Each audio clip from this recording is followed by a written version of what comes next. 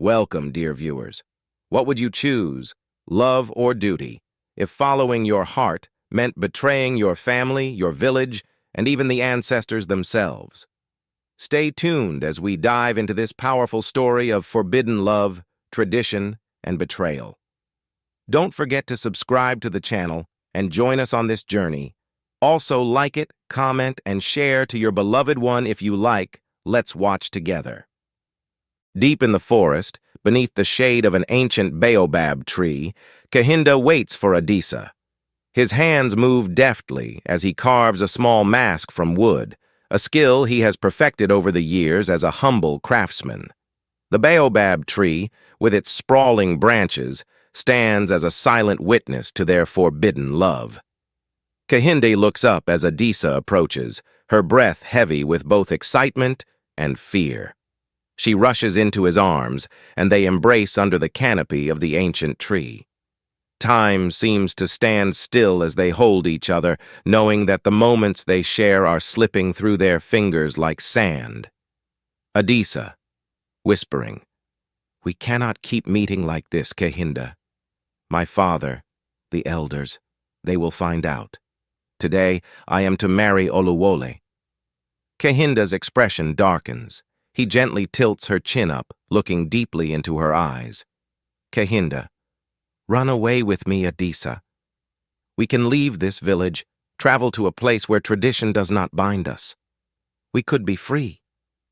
Adisa hesitates, the weight of her obligations heavy on her shoulders. She knows the consequences of defying her father, Chief Adewale, and the powerful village elders. The ancestors themselves are said to watch over every union, and disobedience to tradition invites disaster. Adisa, sighing, "We cannot run, Kehinde. To do so would bring shame upon my family. My father would hunt us, and the ancestors would curse us." Kehinde's face softens as he caresses her cheek. "Kehinde, but what about our love, Adisa? Will you sacrifice your heart for the sake of tradition?" Tears well in Adisa's eyes as she pulls away, unable to answer. The forest around them seems to echo her silence, the wind rustling through the leaves, as if whispering the impossible choice before her. The sun rises over the savannah, casting a warm, golden light over the village of Ikuru, a small but vibrant settlement nestled near the banks of a winding river. The camera slowly zooms in on the riverbank, where a young woman named Adisa stands gazing into the water, her reflection rippling in the gentle current. Dressed in a flowing indigo gown adorned with intricate beadwork, her hands clutch a bracelet carved from ebony wood, a gift from her secret lover, Kehinde. Her face betrays her turmoil. Today is the day she is to marry Oluwole, a man chosen for her by her family. Her heart, however, belongs to another. As the camera pans up from the river, the sun fully rises, and the peaceful beauty of the village contrasts sharply with the inner chaos Adisa feels. She steals a glance behind her and hurries into the thick forest, disappearing among the towering trees where her heart truly leads her. As Adisa returns to the village, the air is filled with the sound of preparation for her wedding to Oluwole, a wealthy and powerful man from a neighboring village. Villagers bustle about, weaving colorful garments, preparing food, and decorating the central square for the grand celebration. The sound of drums fills the air, and the mood is one of excitement. Chief Adewale, Adisa's father, surveys the preparations with pride. He is dressed in regal green and gold robes, a tall staff in his hand symbolizing his authority. To him, this marriage is more than a union of two people. It is a powerful alliance that will strengthen their family's standing and bring prosperity to the village. But not everyone shares the chief's enthusiasm. Lola, Adisa's best friend, watches her with concern. She knows the secret Adisa carries and has been a silent witness to her love for Kehinde. Lola warns her that the village's spiritual leader, Iya Olokun, has noticed Adisa's recent behavior and has grown suspicious. Lola, whispering, "Iya Olokun knows something is amiss. You must be careful, Adisa. She will consult the ancestors soon. That night, Iya Olokun speaks with Chief Adewale. Dressed in her ceremonial robes, her face lined with wisdom and age, she speaks with a voice of authority. Iya Olokun. The ancestors have whispered to me. There is a shadow over this marriage. Secrets are being kept, and the spirits are restless. If the truth does not come to light, disaster will strike. But Chief Adewale dismisses her warnings, blinded by his ambition. He cannot imagine that his daughter could betray their traditions. Meanwhile, in the quiet of his workshop, Kehinde carves another mask, his heart heavy with the knowledge of what is to come. He is visited by none other than Oluwole, Adisa's betrothed.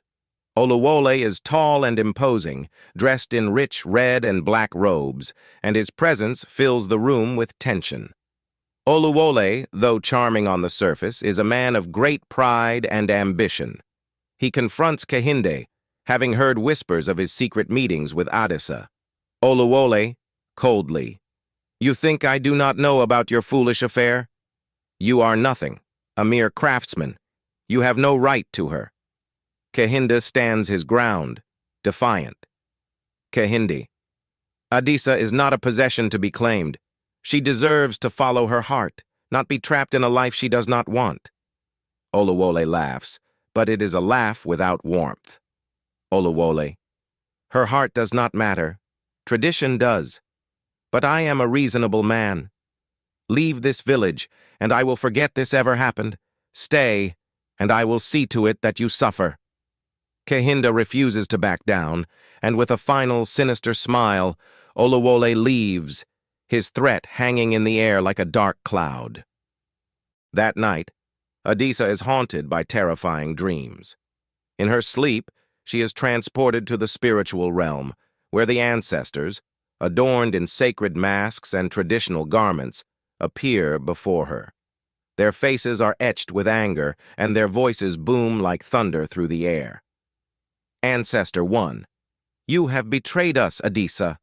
You have broken the sacred laws. Ancestor 2. Your heart lies with another, yet your duty lies with your family.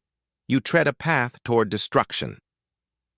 Adisa tries to plead with them, but their voices grow louder, drowning out her words. Ancestor 3. Choose wisely, or our wrath will fall upon you and all you hold dear. She awakens in a cold sweat, the vision of the ancestors still vivid in her mind.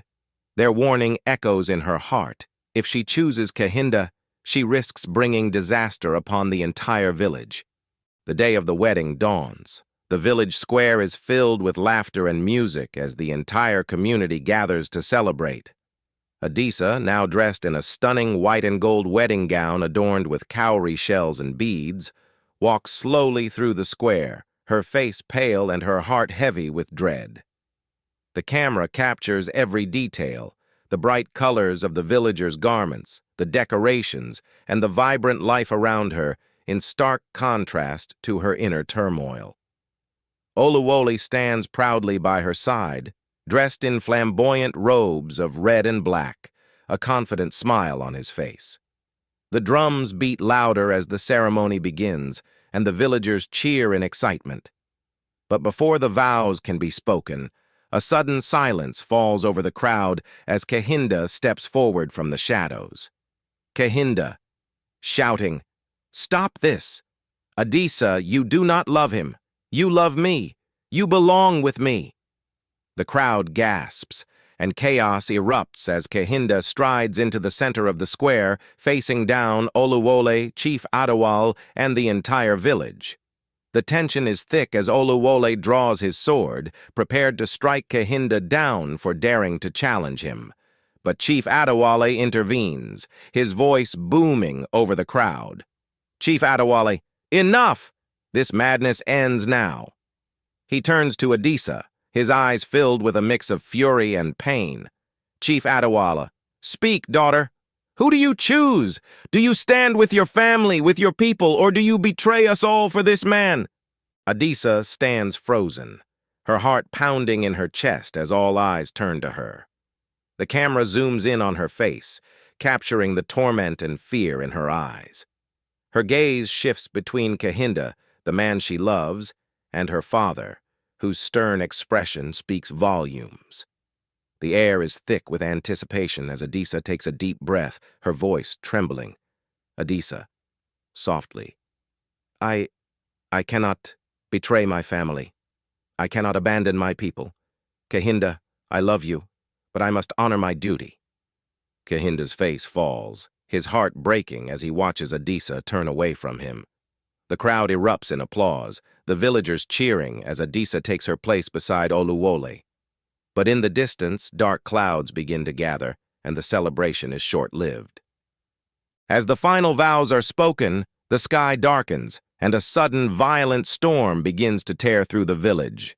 The camera captures the chaos as the wind howls, and lightning strikes the sacred ancestral shrine, causing the masks of the ancestors to crack and fall to the ground.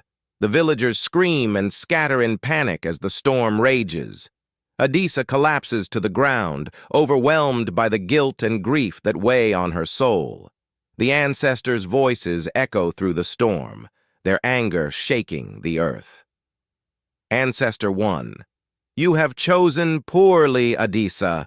Now the village will pay for your betrayal.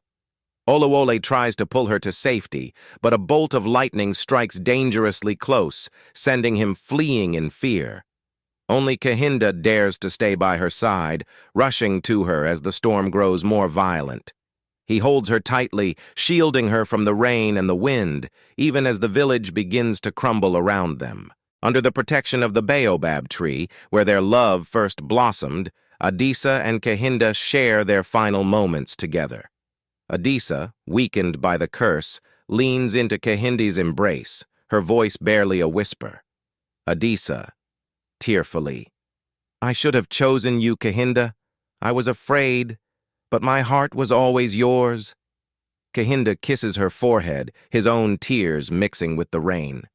Kehinde, I will love you always, Adisa. Even beyond this life.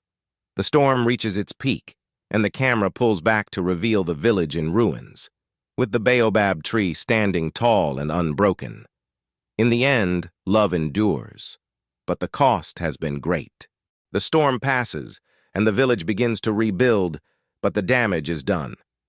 Chief Adewale, devastated by the loss of his daughter, stands before the cracked ancestral shrine, begging for forgiveness. Kehinde, heartbroken yet resilient, returns to his craft, creating a final mask in Adisa's memory. A mask that will stand as a symbol of their forbidden love and the price they paid for defying tradition. As the camera zooms in on the mask, resting beneath the ancient baobab tree, the final rays of the setting sun bathe it in golden light. The story ends with the image of the mask, a haunting reminder that love, once set aflame, can never truly be extinguished. This story teaches us the profound struggle between love and duty, highlighting the consequences of betraying one's heart and traditions. It explores themes of personal freedom versus societal expectations, the weight of cultural heritage, and the sacrifices individuals make to honor their families. Ultimately, it reminds us that every choice has consequences, and that following one's heart sometimes comes at a great cost, not just to oneself, but to those around us.